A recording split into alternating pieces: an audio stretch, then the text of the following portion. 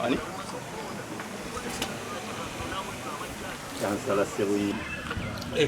What ye fana ne gusu Simon? Bali mukibala. Basiba ne banyaba abatuwuliriza ku radio eno ku mukutu guno nze Mukasa Elisa Nkoyoyo men Mukasa Elisa Nkoyoyo nina emyaka 62 joka. I was born 26 October 1962 nina emyaka 66 lero nva kulonda nondera ku Seta Bagala Primary School.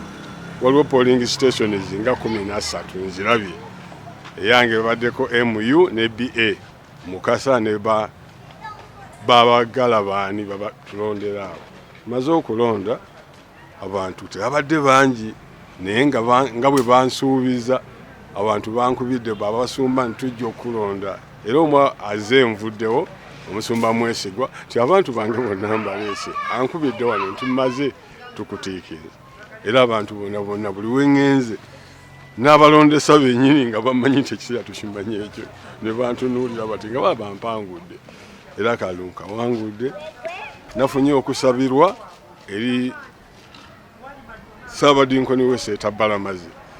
Tangambye Katonda bw'akuyamba nga bwe yakuyamba n'akuwa ebikuwa osobozesa okulonda. Yannyonnyodde nti bakiyita service delivery, okuwa abantu kye baagala, okuyamba abantu ekibayamba, okutambula nabo ate nga amazima Katonda gulu nange nenga bwe nazaalibwa byenkolera ddala era sisubirayo muntu atagenda kunnonda okujjako ababiri. Era kyenkakasiza mu kulonda kuno abantu bonna buli abazze Elisa tukumaze ndowooza bandinze kana mu bokisi ekaluka yange kalyomu okulonda nkumaze. Era mbagambye abamu naano kankyogere nti bwe mala okulonda ba president baba bangi babadde bameka baali bameka mu 7 years Kyagulanyi baali mwenda.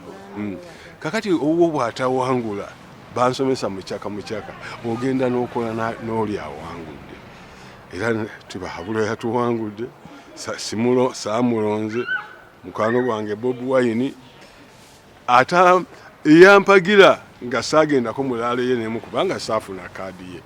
Kakati naye nga mmanyi okulonda kugenda kuggwa leero ku ssaawa 10 bagenda kulozingawo babale bampe results zange.